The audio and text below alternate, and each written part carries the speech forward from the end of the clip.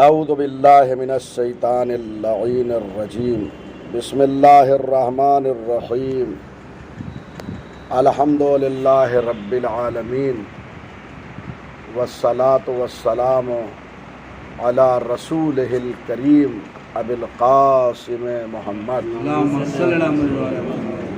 وآلہ الطیبین الطاہرین المعصومین المظلومین ولعنت اللہ علی اعدائہم اجمعین من یومنا ھذا الی قیام یوم الدین اما بعد فقد قال علی علیہ السلام فی الذین اعتزلوا القتال معه خذلوا الحق ولم ينصروا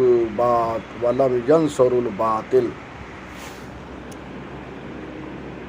آج اس حکمت میں جو نہج البلاغہ کی 18ویں حکمت ہے،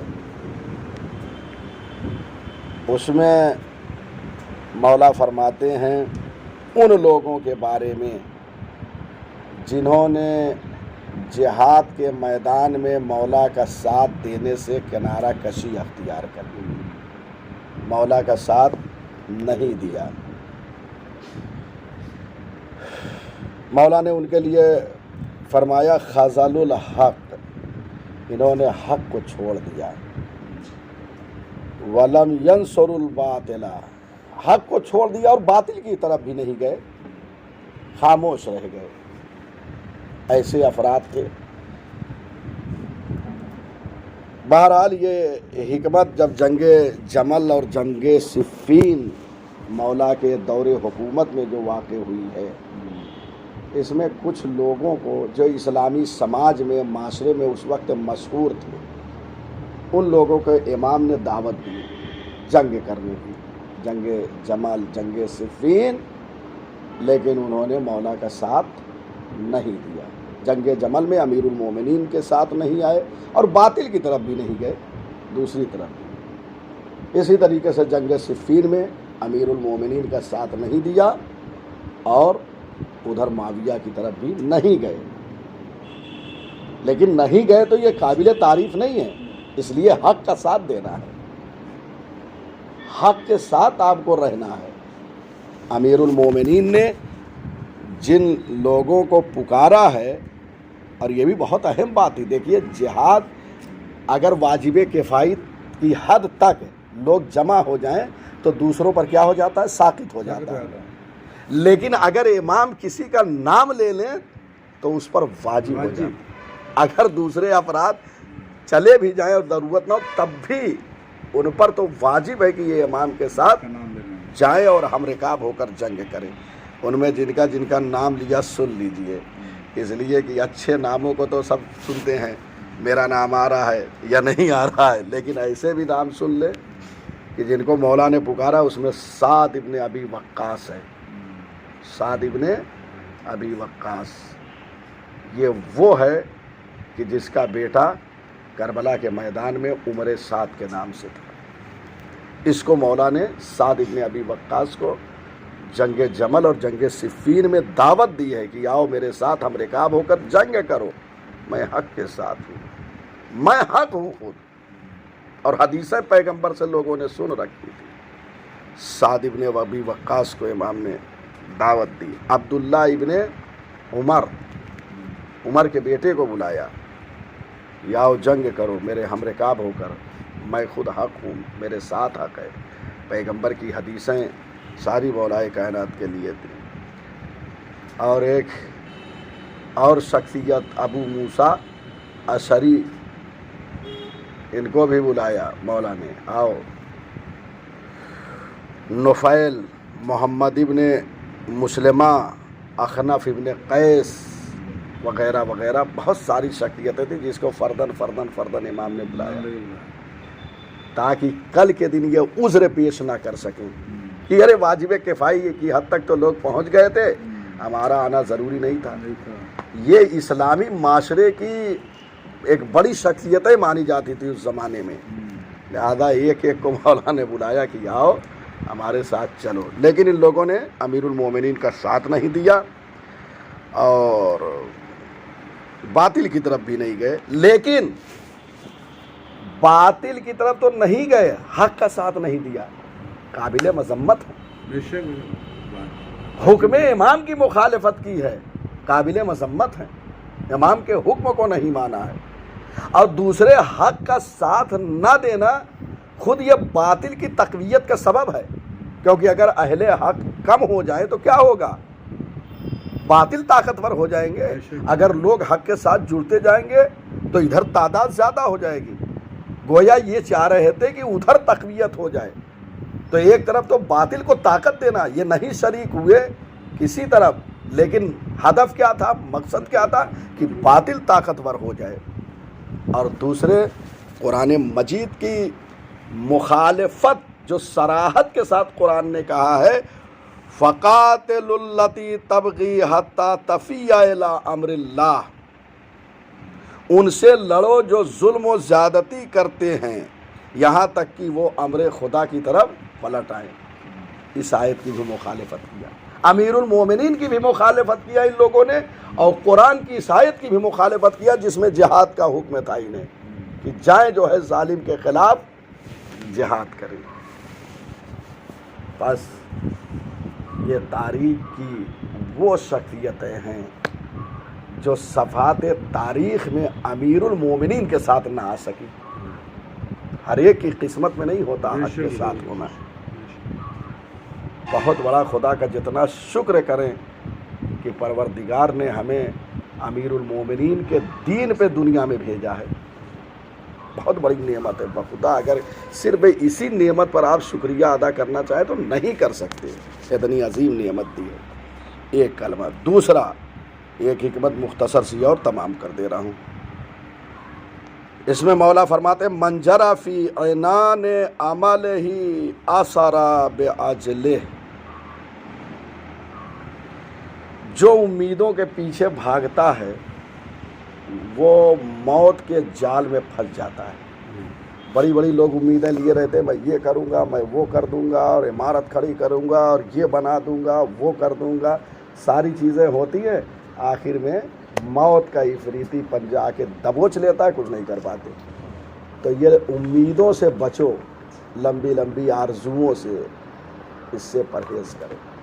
انسان دنیا بنانے کے لیے جا رہا ہے، کبھی یہ سوچا کہ ہم آخرت بنائیں؟ دنیا تو 50 سال کی ہے، 60 سال کی، لوگ چاہتے ہیں کہ بینک بیلنس سے کر دیں، کئی گھر بنا دیں، کرایہ آتا رہے، بیٹھ کے کھاتا رہے۔ یہ ساری چیزیں ہو رہی ہیں، کبھی یہ سوچا؟ یہ کیوں ہم مطمئن رہیں، کرایہ آتا رہے، ہم کھاتے رہے، مطمئن رہیں؟ کیوں نہیں یہ اطمینان آخرت کے لیے حاصل کیا جا رہا ہے؟ کیوں نہیں وہاں کے لیے بنا رہے ہیں جہاں ہزارہ سال رہنا ہے؟ اور یہ یاد رکھے کہ جس حالت میں پروردگار اس دنیا میں رکھے اسی میں بہتری اور بھلائی ہے۔ بخدا کبھی کبھی ہم سوچتے ہیں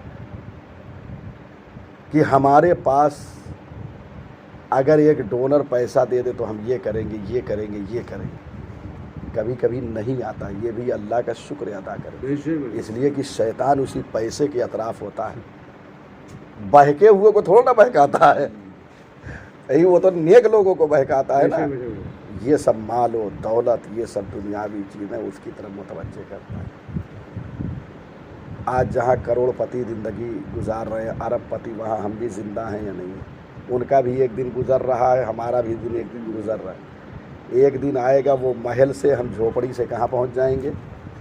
ابھی ایک ہی جگہ ہے سب کی، نہ وہاں اے سی ہے، نہ بہترین لباس ہے۔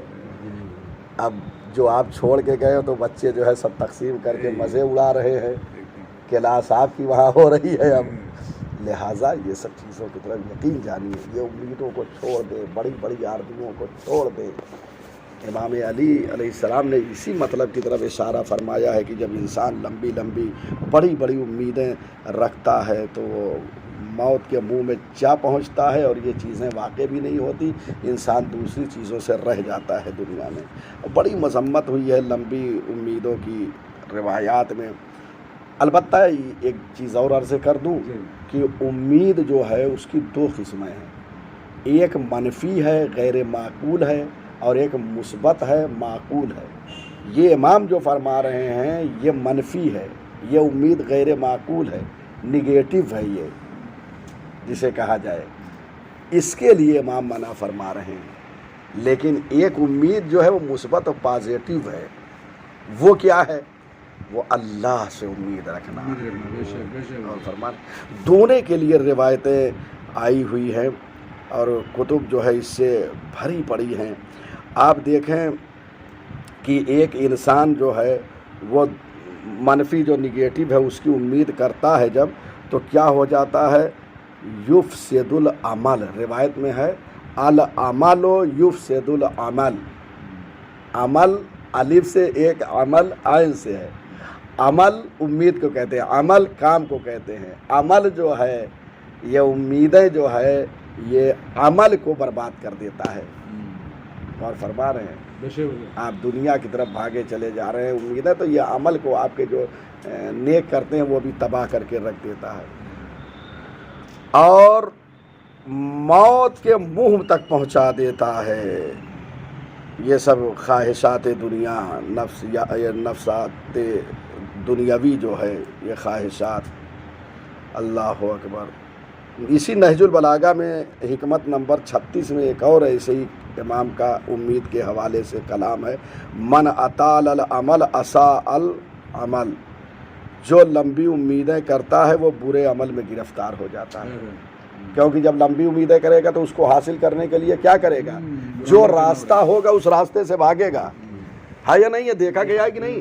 اگر ایک چاہتا ہے انسان، ایک ٹارگٹ بناتا ہے کہ میں کروڑ پتی مجھے بننا ہے، تو اب اگر حلال راستے سے نہیں بنے گا تو کدھر جائے گا؟ حرام راستے کی طرف جائے گا یا نہیں جائے گا؟ یہ ہو گئی نگیٹو۔ اب ایک آیت میں ایک حدیث سنا دے رہا ہوں کہ جو پازیٹیو ہے، جہاں پہ آپ کو امید رکھنا ہے، اس کے لیے سب سے بڑی کہتے ہیں کہ آپ امید اللہ سے رکھیں۔ میں نے مناجات 15 کا اس دن اشارہ کیا تھا، 15 مناجاتیں ہیں، اس میں ایک مناجات ہے مناجات مفتقرین، یعنی اللہ کی طرف محتاج لوگوں کی مناجات۔ 15 مناجاتیں میں نے اشارہ کیا تھا کہ امام نے فرمائی، اس میں یہ ہے کہ اس میں پروردگار کو امیدوں کی، امید کرنے والوں کی امیدوں کی انتہا کہا گیا ہے، یعنی اللہ جو ہے نقطہ آخر ہے بالکل لوگوں کی امیدوں کا، یہ ہے۔ اور اس کے بعد ماں سے، ماں جو یہ بچے کو غذا دے رہی ہے، دودھ پلا رہی ہے، یہ امید جو ہے مثبت ہے، پازیٹیو ہے۔ کیوں؟ اس لیے کہ ماں اگر ایک امید کے تحت اس کو دودھ نہ دے تو بچہ زندہ نہیں رہ سکتا ہے، یہ امید۔ یا ایک درخت کار جو ہے ایک امید کے ساتھ ایک درخت لگاتا ہے، یہ بھی مثبت ہے۔ تو ایسی امیدیں ہونا چاہیے، درخت دے، یہ بڑا ہو جائے، اس میں پانی ڈالتا ہے کہ یہ درخت، اس سے کیا ہے لوگوں کو سایہ ملے گا، لوگوں کو پھل ملے گا۔ ماں جو ہے وہ کرتی ہے میرا بچہ بڑا ہوگا، اللہ کی راہ میں کام آئے گا، یہ ساری چیزیں ہیں نا۔ تو یہ امید جو ہے اس کی مذمت نہیں ہوئی ہے، ایسی امیدیں کریں۔ یہاں پہ جو مولا کائنات نے متوجہ فرمایا ہے یہ منفی، کہ اس کی طرف نہ بھاگیں، ایسی امیدوں کی طرف جو آپ کو ہلاکت تک پہنچا دے اور آپ کو جو ہے موت کے منہ تک پہنچا دے۔ بہرحال یہ 2 کلمہ تھا۔ پروردگار ہمیں مولا کائنات کی معرفت عطا کرے۔